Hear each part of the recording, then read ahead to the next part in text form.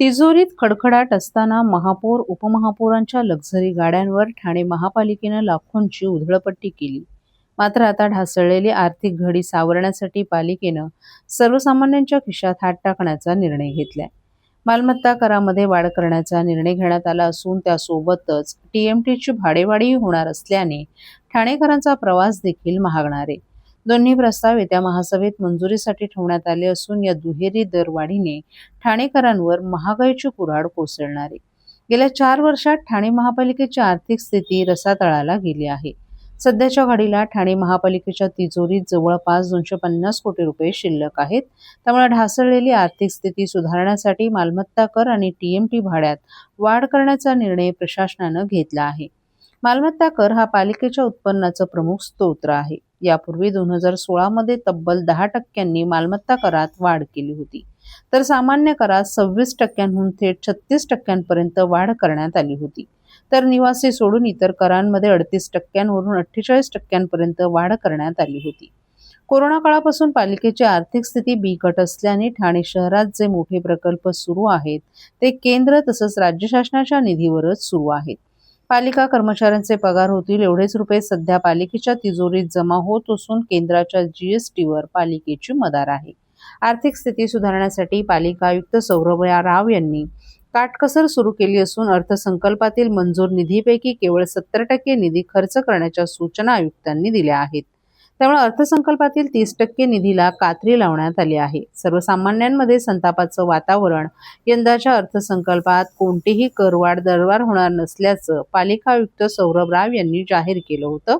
मात्र अवघ्या 5 महिन्यात महासभेसमोर करवाढीचा प्रस्ताव मांडण्यात येणार असल्याने महासभेत वादंग होण्याची शक्यता. करवाढ आणि दरवाढीचे दोन्ही महत्त्वाचे प्रस्ताव येत्या 17 ऑगस्टला होणाऱ्या सर्वसाधारण मंजुरीसाठी ठेवण्यात आले आहेत. प्रशासनाच्या करवाढ आणि दरवाढीच्या प्रस्तावावरून सर्वसाधारण सभेत वादंग होण्याची शक्यता वर्तवण्यात आली आहे.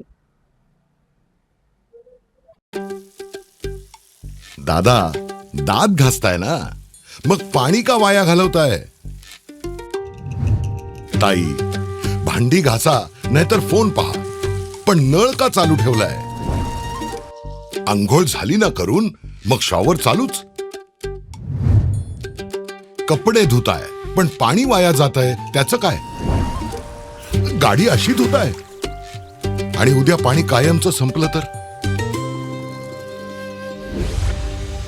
पाण्यासाठी किती जणांची वणवण होते. कित्येक कुटुंबांना तर पाणी मिळतही नाहीये. पाणी बोलत नाही, पण आपण त्याची किंमत जाणली पाहिजे. पाण्याचा अपव्यय टाळा, परिस्थिती भीषण होऊ शकते. प्रत्येक थेंब जपा, पाणी वाचवा. पाणी ही निसर्गाची देणगी आहे. पाणी निर्माण करता येत नाही. पाण्याची बचत हीच पाण्याची निर्मिती. ठाणे महानगरपालिकेतर्फे जनहितार्थ जारी. रक्त नाल्यांमध्ये न वाहता माणसांच्या नसांमध्ये वाहिलं पाहिजे हा दिव्य संदेश देत संत निरंकारी मिशनच्या वतीनं ठाण्यात भव्य रक्तदान शिबिर आयोजित करण्यात आलं होतं. या शिबिरात 232 नागरिक निरंकारी अनुयायांनी उत्स्फूर्तपणे रक्तदान केले. संत निरंकारी मिशनच्या प्रमुख माता सुदीक्षाजी महाराज यांच्या मार्गदर्शनाखाली आध्यात्मिक प्रबोधनासोबतच सामाजिक कल्याणाच्या उपक्रम मोठ्या प्रमाणात राज्यासह देश विदेशात राबवले जात आहेत. याचाच एक भाग म्हणून संत निरंकारी सत्संग भवन गणेशवाडी येथे या रक्तदान शिबिराचं आयोजन करण्यात आलं होतं. या शिबिराचं उद्घाटन संत निरंकारी मंडळाचे ब्रह्मज्ञान प्रचारक मिथिलेश कुमारजी यांच्या प्रमुख उपस्थितीत परमात्म्याच्या प्रार्थनेने करण्यात आलं. यावेळी आमदार संजय केळकर, आमदार ॲडव्होकेट निरंजन डावखरे, ठाणे जिल्हा विधी विभागाचे सचिव रवींद्र पाजणकर, उथळसर प्रभाग समिती सभापती तथा ज्येष्ठ नगरसेवक नारायण पवार, नगरसेविका मालती पाटील, माधुरी मेटांगे यांच्यासह निरंकारी मंडळाचे इतर प्रबंधकीय पदाधिकारीही उपस्थित होते. उपस्थितांनी संत निरंकारी मिशनच्या या मानवतावादी कार्याचं भरभरून कौतुक केलं. संपन्न झालेल्या रक्तदान शिबिरात युवकांपासून ज्येष्ठ नागरिकांपर्यंत सर्वांनीच उत्स्फूर्त सहभाग नोंदवला. तर संत निरंकारी रक्तपेढी मुंबई यांनी रक्त संकलनाचं कार्य केलं. रक्तदानासाठी आलेल्या दात्यांची कोणतीही गैरसोय होऊ नये म्हणून विशेष काळजी घेण्यात आली होती. सेक्टर संयोजक सुभाष भोसले, मुख्य डॉक्टर RS यादव आणि रवींद्र मोहिते यांच्या मार्गदर्शनाखाली आणि स्थानिक ठाणे आणि कोपरी सेवा दल युनिटच्या सहकार्याने हे रक्तदान शिबिर यशस्वीरित्या संपन्न झालं. संत निरंकारी मिशनच्या माध्यमाने नेहमीच अतिशय स्तुत्य आणि समाजोपयोगी कार्यक्रम हे घेतले जातात.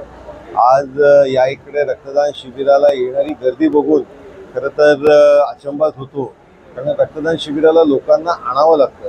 पण या इकडे मिशन बरोबर जोडलेले प्रत्येक कार्यकर्ता याच्यामध्ये जी डिसिप्लिन आहे, जी डेडिकेशन आहे, समाजासाठी करण्याचं काम, ज्या पद्धतीने गुरूंनी दिलेली प्रेरणा ही दृष्टीने ते काम करत असतात.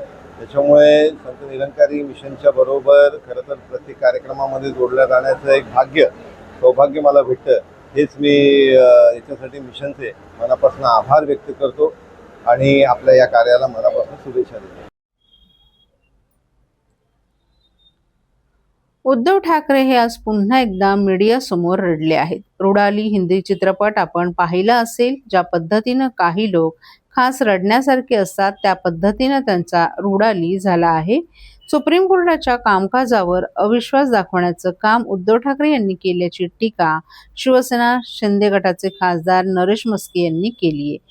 महाराष्ट्राच्या जनतेला माहीत आहे की ते रडण्याचा काम करतात. रुडाली हा शब्दप्रयोग त्यांना अगदी चपलक बसतो आणि त्याच पद्धतीने अशी त्यांची वक्तव्य असल्याचंही म्हस्के यांनी सांगितलं.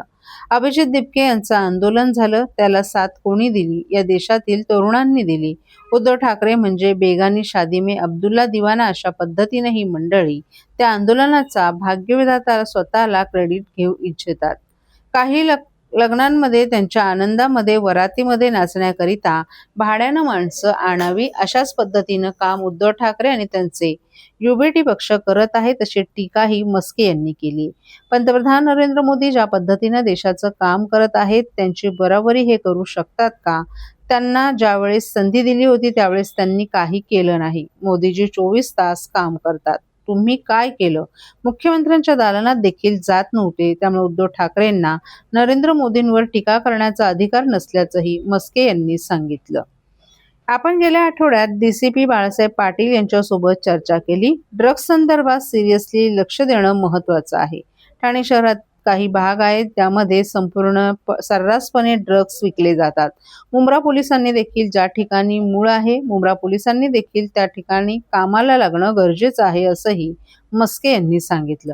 ठाणे जिल्ह्यामधून मुंब्रा परिसरात ड्रग्ज मिळत आहे असं म्हटलं जातं. आपण पर्टिक्युलरली मुंब्र्यासंदर्भात बोलत नसल्याचंही त्यांनी सांगितलं. अगदी ठाणे शहराच्या बाजूला शाळेसमोर, कॉलेजच्या समोर काही ठिकाणी अशा वस्त्या आहेत. त्या संदर्भातील संपूर्ण माहिती पोलीस उपायुक्त बाळासाहेब पाटील यांना आपण दिली असून ठाणे पोलीस आयुक्तांना आपलं सांगणं आहे, तुम्ही याबाबत सिरियस व्हा आणि आपल्या प्रत्येक पोलीस ठाण्यात असा आदेश द्या.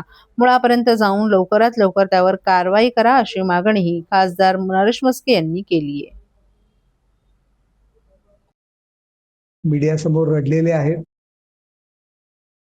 आपण हिंदी चित्रपट पाहिला असेल रुडाली, त्यामध्ये ज्या पद्धतीने काही लोक खास रडण्यासारखाच असतात त्या पद्धतीने त्यांचा रुडाली झालेला आहे. लोकांसमोर कायम रडण्याचं काम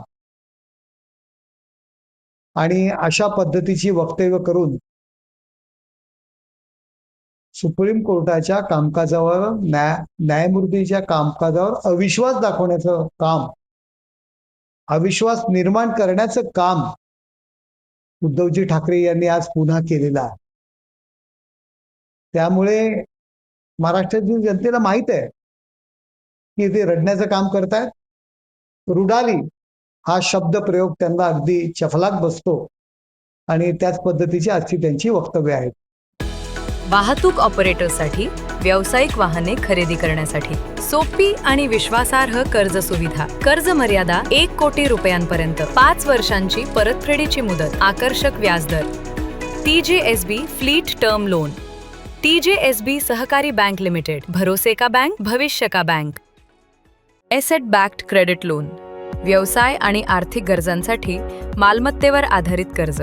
कर्ज मर्यादा 5 कोटींपर्यंत, 120 महिन्यांचा परतफेडीचा कालावधी, विश्वासार्ह वित्तीय भागीदार तुमच्या प्रगतीसाठी. TJSB asset backed credit loan.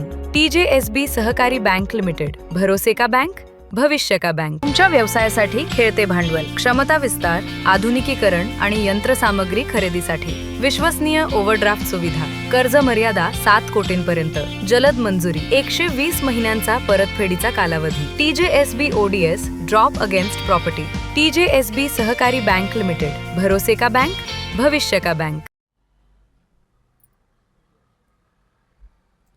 गेल्या अनेक वर्षांपासून मोठ्या दुरुस्तीच्या प्रतीक्षेत असलेल्या ठाण्यातील डॉक्टर काशीनाथ घाणेकर नाट्यगृहाच्या सर्वांगीण नूतनीकरणाचं काम अखेर हाती घेण्यात आलं आहे. 2011 मध्ये नाट्यगृह सुरू झाल्यानंतर आतापर्यंत कोणतेही मोठे दुरुस्तीचं काम करण्यात आलं नव्हतं.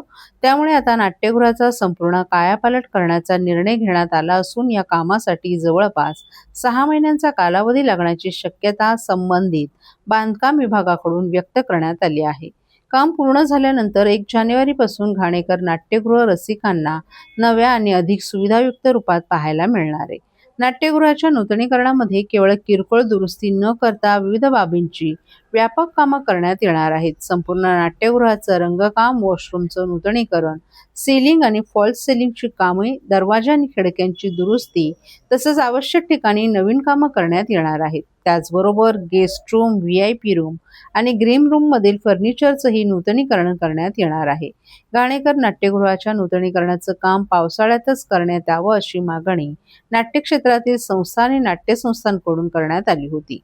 पावसाळ्याच्या काळात तुलनेनं नाट्यप्रयोगांचं आयोजन कमी होत असल्यानं या कालावधीचा उपयोग दुरुस्ती आणि नूतनीकरणाच्या कामासाठी करावा या मागणीचा विचार करूनच नाट्यगृह बंद ठेवण्याचा निर्णय घेण्यात आलाय. या नियोजनानुसार 1 जुलैपासून मिनी थिएटर बंद करण्यात आला आहे, तर 1 ऑगस्टपासून मुख्य नाट्यगृही नूतनीकरणाच्या कामासाठी बंद ठेवण्यात आले. त्यामुळे पावसाळ्याचा कालावधी नाट्यगृहाच्या दुरुस्तीच्या कामासाठी वापरला जात असून नाट्यप्रयोगांवर कमीत कमी परिणाम होईल याची काळजी घेण्यात आली आहे.